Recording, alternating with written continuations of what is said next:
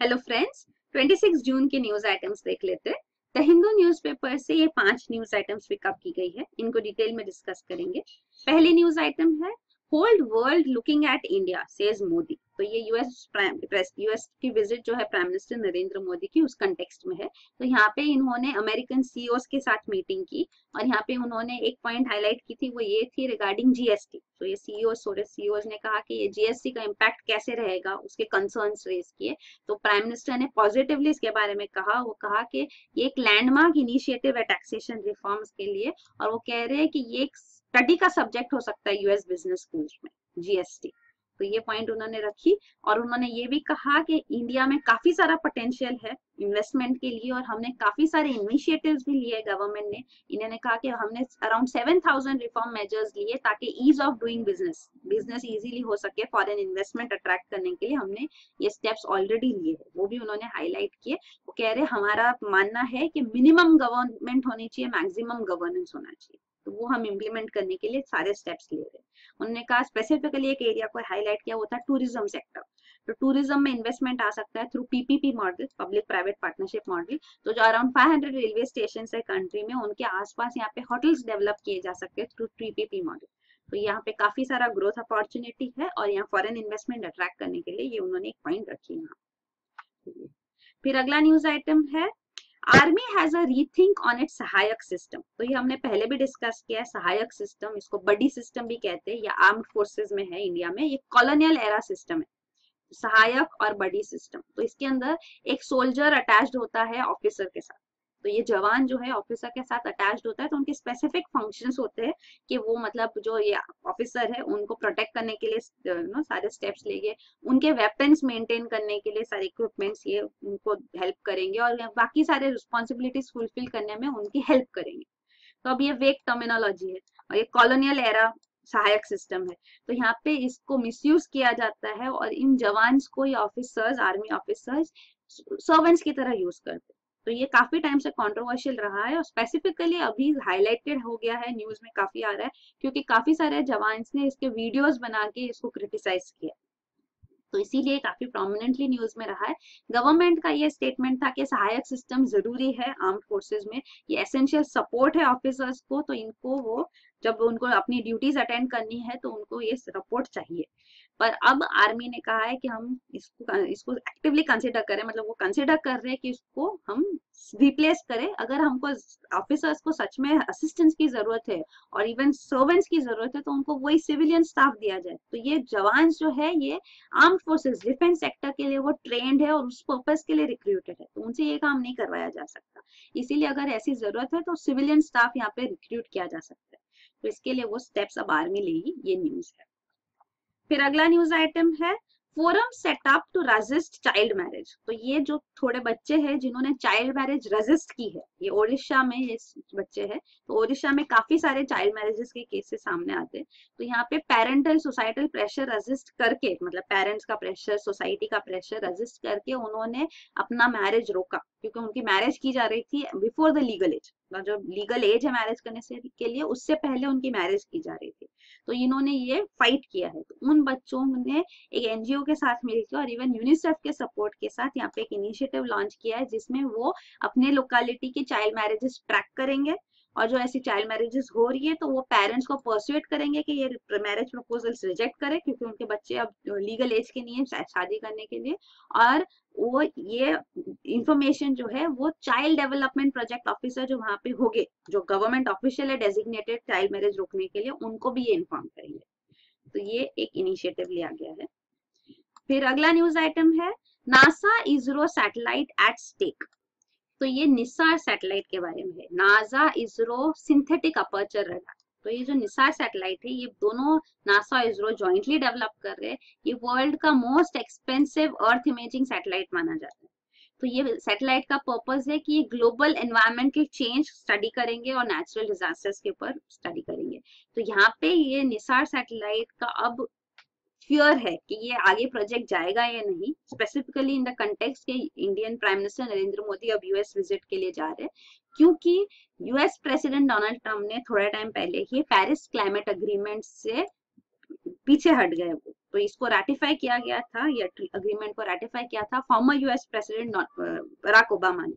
लेकिन अब presently under president Donald Trump Paris agreement से उन्होंने पीछे हट गए हैं, वो ये कहते हुए कि वो एक्चुअली उनका मानना है कि climate change man made purposes से है ही नहीं। वो कहते हैं क्लाइमेट चेंज जो है ये होक्स है, ये जानबूझ के क्रिएट किया गया बाय चाइना, क्योंकि चाइना अपना मैन्युफैक्चरिंग कैप्चर करना चाहती है मैन्युफैक्चरिंग मार्केट वर्ल्ड में, और यूएस को वो कंपटीशन से हटाना चाहती है। इसलिए वो ये क्लाइमेट चेंज का रोना रोते हैं कि क्लाइमेट चेंज हो रहा है तो डेवलप्ड कंट्रीज पे रिस्ट्रिक्शंस लाए जाए, डेवलपिंग कंट्रीज को अलाउ किया जा रहा है। तो ये उनका सारा रीजनिंग है प्रेसिडेंट डोनाल्ड ट्रम्प का। तो इसीलिए अब यहाँ पे जो है ये एक जो स्टैंड लिया गया है, उस वजह से अब क्या ये निसार सैटेलाइट जो एक्चुअली एनवायरमेंट क्लाइमेट चेंज को स्टडी करने वाली है, क्या उसको अलाउ किया जाएगा या नहीं, ये क्वेश्चन रेज किया जा रहा है। तो वही है। Even Indian prime minister Narendra Modi ने एक बुक लिखा है 2015 में ऑन क्लाइमेट चेंज, ये है convenient action continuity for change. तो ये बुक उन्होंने लिखा है, ये भी एक इम्पोर्टेंट पॉइंट है जो पता होनी चाहिए आपको। तो यहाँ पे उन्होंने क्लाइमेट जस्टिस और क्लाइमेट एथिक्स के बारे में लिखा है। तो उनके जो गवर्नमेंट ने जो स्टैंड्स लिए हैं क्लाइमेट चेंज के लिए, जो स्टेप्स लिए हैं, उनका जो मानना है वो उन्होंने ये बुक में लिखा है। तो क्लाइमेट जस्टिस क्लाइमेट एथिक्स, तो क्लाइमेट जस्टिस का मतलब होता है कि क्लाइमेट चेंज रेजिम जो उसमें जस्टिस होना चाहिए, क्योंकि क्या होता है डेवलप्ड कंट्रीज सबसे ज्यादा कॉन्ट्रीब्यूट करते हैं क्लाइमेट चेंज को, क्योंकि उनके एमिशन सबसे ज्यादा रहे। अभी जो क्लाइमेट चेंज हम देख रहे हैं वो उनके एमिशंस की वजह से, तो उनके एमिशंस की वजह से यहाँ पे रिजल्ट आ रहा है अब ये क्लाइमेट चेंज का, और इस वजह से जो सफर कर रहे हैं वो डेवलपिंग कंट्रीज है। सबसे ज्यादा उनको सफर करना पड़ रहा है क्योंकि उनके पास रेडीनेस नहीं है, टेक्नोलॉजी नहीं है, स्पेशली कोस्टल जो डेवलपिंग कंट्रीज है वो काफी सफर करती है।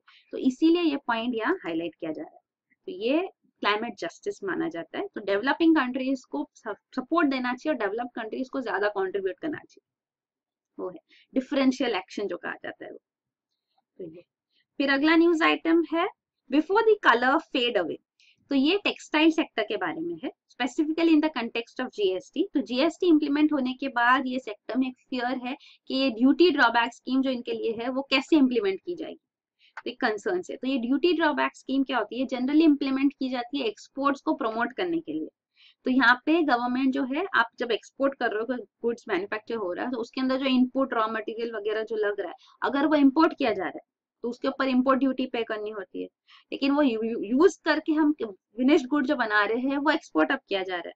तो जब ये गुड्स एक्सपोर्ट किए जा रहे हैं तो जो इम्पोर्ट पे ड्यूटी आपने पे करी थी उसको आपको रिफंड मिलता है, ड्यूटी ड्रॉबैक मिलती है। तो उसको कहते हैं ड्यूटी ड्रॉबैक स्कीम। तो ये ड्यूटी ड्रॉबैक स्कीम कैसे इंप्लीमेंट की जाएगी आफ्टर जीएसटी, ये एक पॉइंट है। और स्पेसिफिकली टेक्सटाइल सेक्टर के बारे में भी यहाँ डिस्कस किया गया है। तो इंडियन टेक्सटाइल सेक्टर का यहाँ डिस्कशन है। तो यूपीएससी में, इकोनॉमी में आपको और इवन ज्योग्राफी में सेक्टोरल डेवलपमेंट पे क्वेश्चंस आते हैं, जीएस1 में भी। तो वेरियस सेक्टर्स में क्या डेवलपमेंट है, क्या क्या कमियां है, कैसे उसको फुलफिल करना है, ये पता होना भी जरूरी है। तो यहाँ टेक्सटाइल सेक्टर में लिखा गया है कि India actually second largest integrated textile manufacturing facility है globally, second only to China. तो यहाँ पे हमारा जो शेयर है लेकिन वो काफी कम है। चाइना का world textile and clothing export में शेयर है 35% और इंडिया का जो शेयर है वो है सिर्फ 4.89%। हालांकि हम सेकंड है और हमारा एक्सपोर्ट स्टैग्नेंट हो गया है, हमारा एक्सपोर्ट ग्रोथ स्टैग्नेंट हो गया है, मतलब कि जितना है उससे थोड़ा ही बढ़ रहा है, ज्यादा नहीं बढ़ रहा है। और बाकी जो हमारे बाद जो कंट्रीज है एक्सपोर्ट्स में, इन टेक्सटाइल एक्सपोर्ट्स, वो है बांग्लादेश और वियतनाम। और ये कंट्रीज का एक्सपोर्ट्स एक्सपोनेंशियली ग्रो हो रहा है। तो ये इनका शेयर भी हमारे थोड़ा ही कम है, बांग्लादेश और वियतनाम आप देख सकते हो। तो ये दे विल ओवरटेक अस, ये कंसर्न्स है। तो हमको अपना सेक्टर इम्प्रोवाइज करना है। और एक पॉइंट जो है स्पेसिफिकली वो ये है कि हमारे 75% यूनिट जो है वीविंग एंड गारमेंट सेगमेंट में वो अनऑर्गेनाइज सेक्टर में है। तो इसकी वजह से भी उनको इकोनॉमीज ऑफ स्केल नहीं मिलता, उनका इवन ट्रांसपोर्टेशन में काफी ज्यादा पैसा जाता है, उनको वो कंसर्न्स हो जाते हैं। और एक और जो डिस्कशन किया गया वो ये है कि एक्सपोर्ट्स अभी कम क्यों हुए, तो व्हाई एक्सपोर्ट्स हैव फॉलन। तो एक है कि ग्लोबली डिमांड भी स्लो डाउन हो गया है, वो एक जनरल कंसर्न है।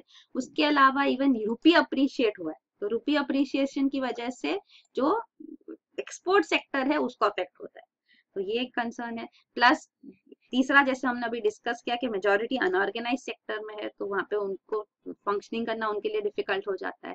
इंफ्रास्ट्रक्चर चैलेंजेस है, जैसे सही roads, power sector, power supply etcetera वो सही से नहीं होती तो उनको उसका भी कॉस्ट उनके उसकी वजह से भी बढ़ जाते हैं। और फिर जो बांग्लादेश, पाकिस्तान, श्रीलंका, ये जो कंट्रीज है इनका ईयू मार्केट के साथ प्रेफरेंशियल टैरिफ्स अग्रीमेंट है, तो उनको प्रेफरेंशियल टैरिफ्स दिए जाते हैं, उनको उनको प्रमोट किया जाता है, इस वजह से उनको बेटर मार्केट्स मिलती है। और इकोनॉमीज ऑफ स्केल जैसे हमारे पास नहीं है, लार्ज स्केल सेक्टर नहीं, स्मॉल स्केल इंडस्ट्रीज ही है यहाँ पे, लार्ज स्केल इनिशिएटिव्स और इन्वेस्टमेंट्स नहीं है। और चाइना फैक्टर जो है, तो चाइना फैक्टर ये है कि 65% जो टेक्सटाइल एंड क्लॉथिंग कंजम्पशन है वो मैन मेड फाइबर बेस्ड है, और 35% जो है वो कॉटन बेस्ड है। ये एक फैक्ट है ग्लोबली, जो है कंजम्पशन हो रहा है वो मैनमेड फाइबर का ज्यादा हो रहा है, कॉटन का कम। और चाइना का जो एक्सपोर्ट है वो 80% MMF मैनमेड फाइबर बेस्ड है, और इंडिया का जो एक्सपोर्ट है वो 80% कॉटन बेस्ड है। तो इसका मतलब है जो हम जो कम्पीट कर रहे हैं तो खाली लिमिटेड स्पेस, सिर्फ 35% जो एक्सपोर्ट यहाँ पे जो ग्लोबल कंजम्पशन शेयर है उसमें ही हम कम्पीट कर रहे हैं। मैनमेड फाइबर तो हमारा काफी कम है जिसमें चाइनीज एक्सपर्टीज है। और फिर आगे वे अहेड क्या है, आगे क्या स्टेप्स लेने चाहिए टेक्सटाइल सेक्टर को इम्प्रूव करने के लिए। तो एक पॉइंट ये है कि इंडिया के टेक्सटाइल सेक्टर में हम स्पिनिंग एंड गारमेंट सेगमेंट में स्ट्रांग है और वीविंग और प्रोसेसिंग सेक्टर में वीक है। तो ये सेगमेंट्स क्या होते हैं, प्रोसेसिंग मतलब जैसे फॉर एग्जांपल जो भी फाइबर यूज किया जाए तो पहले फाइबर को प्रोसेस किया जाता है, कॉटन तो कॉटन प्रोसेसिंग, फिर फाइबर को प्रोसेस करके उसके बाद उसको स्पिन किया जाता है यान बनाने के लिए, थ्रेड बनाने के लिए, फिर वो स्पिन करने के स्पिनिंग के स्टेप के बाद वीविंग होता है, तो वो गारमेंट बनता है जो वीव करके, और फिर उसके फैब्रिक बनता है, और फैब्रिक के बाद जो गारमेंट मतलब रेडीमेड गारमेंट वगैरह जो भी बनाना है वो बनता है।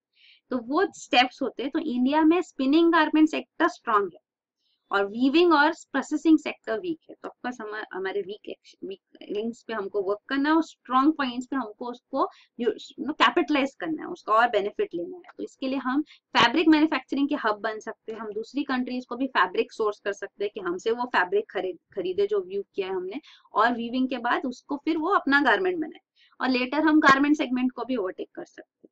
तो ये एक पॉइंट दी जा रही है। गवर्नमेंट ने काफी सारे इनिशिएटिव्स लिए, 6000 करोड़ अभी स्पेशल पैकेज थोड़ा टाइम पहले अनाउंस किया गया था फॉर अपैरल सेक्टर, तो ये है।